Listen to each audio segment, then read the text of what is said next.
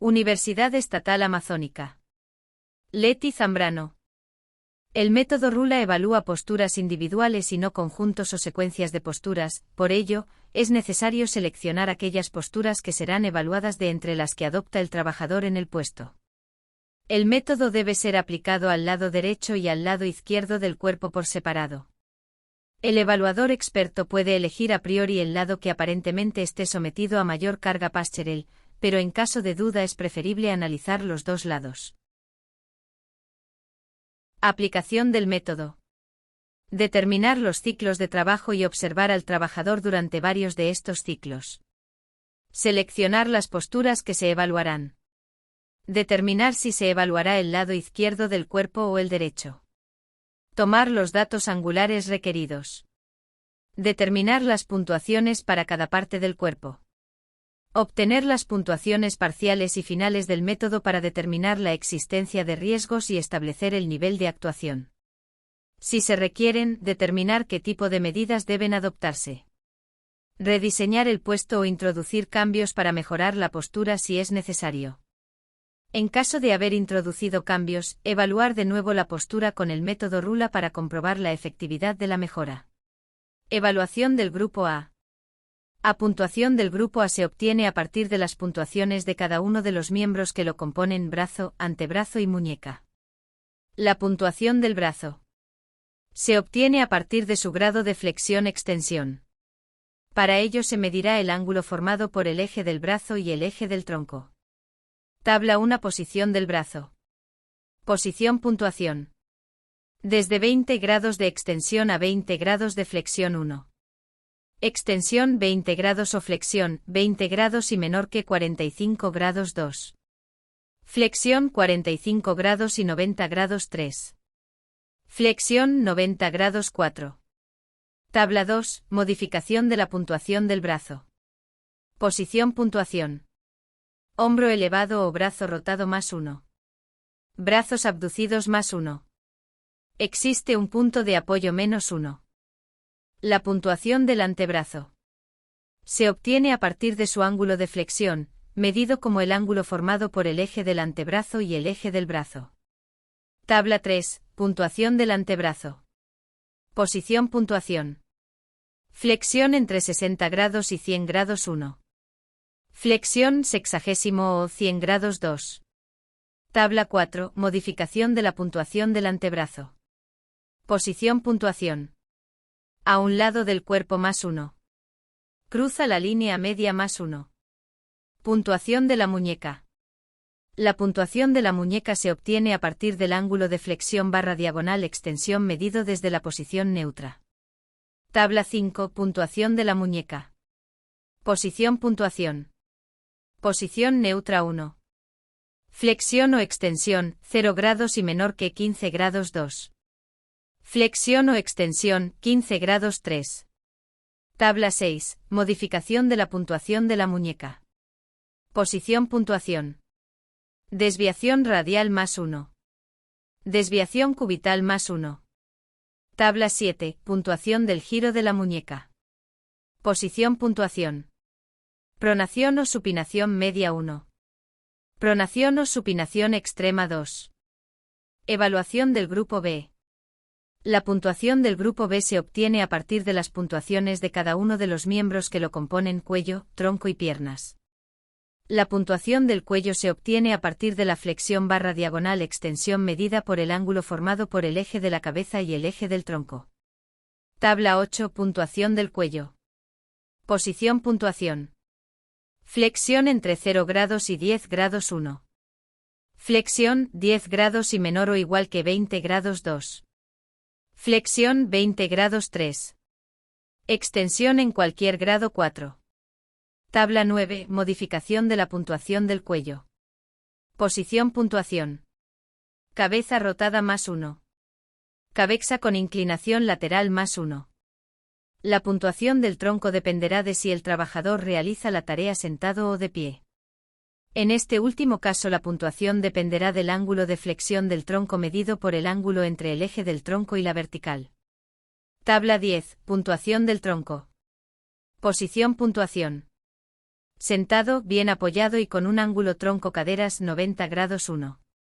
Flexión entre 0 grados y 20 grados 2. Flexión 20 grados y menor o igual que 60 grados 3.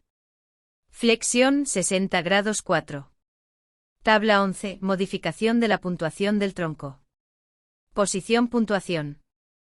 Tronco rotado más 1. Tronco con inclinación lateral más 1. La puntuación de las piernas dependerá de la distribución del peso entre las ellas, los apoyos existentes y si la posición es sedente.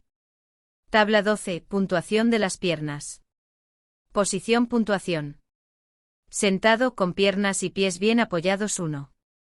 De pie con el peso simétricamente distribuido y espacio para cambiar de posición 1. Los pies no están apoyados o el peso no está simétricamente distribuido 2. Puntuación final. La puntuación de los grupos A y B se incrementarán en un punto si la actividad es básicamente estática, la postura se mantiene más de un minuto seguido, o bien si es repetitiva, se repite más de 4 veces cada minuto. Nivel de actuación. Puntuación nivel actuación. 1-2 nivel 1 riesgo aceptable. 3 o 4 nivel 2 pueden requerirse cambios en la tarea, es conveniente profundizar en el estudio. 5 o 6 nivel 3 se requiere el rediseño de la tarea. 7 nivel 4 se requieren cambios urgentes en la tarea. Esquema de puntuaciones del grupo A y grupo B.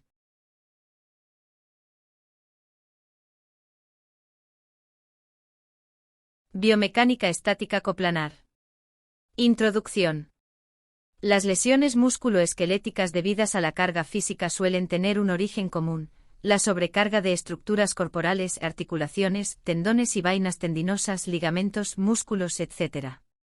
La causa más común de las lesiones musculoesqueléticas es la sobrecarga de estructuras del aparato locomotor debido a niveles repetidos o excesivos de esfuerzos en posturas inadecuadas. Fundamentos de biomecánica. Evaluar si un esfuerzo en una determinada postura puede provocar sobrecarga en alguna estructura del aparato locomotor es una tarea compleja. La biomecánica aborda dicha tarea estableciendo una analogía entre el cuerpo humano y una máquina compuesta de palancas y poleas. El esfuerzo al que se somete a una articulación es, por una parte, el debido al mantenimiento del peso de los miembros del cuerpo y de la carga, y por otra, el momento que dichas fuerzas provocan sobre la articulación y que debe ser vencido para mantener la postura. Modelo humano. Se determina el número de segmentos que lo componen, la localización del centro de gravedad y el peso de cada segmento. A este conjunto de datos se le denomina parámetros inerciales del modelo humano. Parámetros inerciales. El estudio del peso y la posición del centro de gravedad de cada uno de los segmentos corporales se ha abordado mediante técnicas experimentales, ya que dependen de la cantidad de materia que tienen los segmentos y de su distribución espacial, algo que es individual y particular de cada persona. Momentos máximos. Esta evaluación consiste en comparar los momentos generados con los momentos máximos permisibles. Como ya se ha indicado, con el movimiento varía el grado de estiramiento muscular, y con ello la capacidad de los músculos de producir fuerza.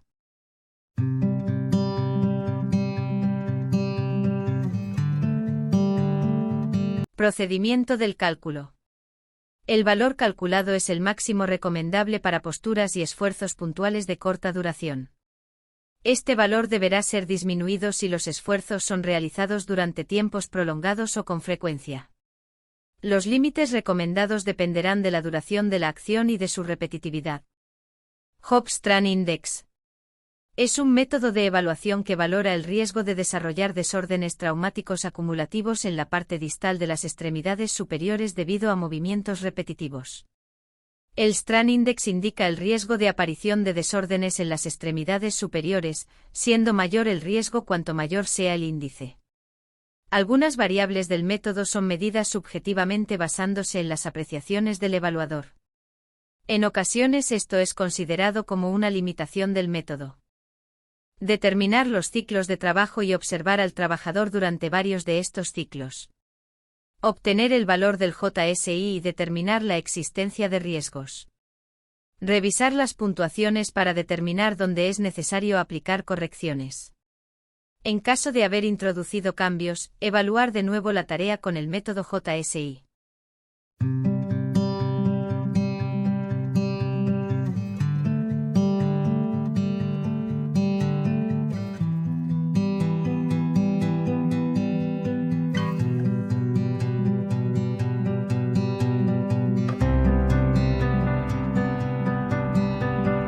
Las tablas de Snook y Ciriello permiten la evaluación y el diseño de tareas con manipulación manual de cargas.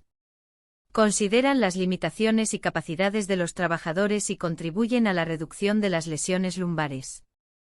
Su utilización es muy sencilla. Consiste en la consulta de la tabla correspondiente a la acción de manipulación manual de cargas que se desea evaluar. Sin embargo, existe una dificultad en la aplicación del método. Las entradas para la consulta de las tablas no contemplan todas las situaciones posibles de la acción. Es de carácter global y analiza diferentes factores de riesgo de manera general. No se profundiza en cada uno de esos factores de riesgo. Si se detectan riesgos, se requiere un análisis más profundo con métodos específicos.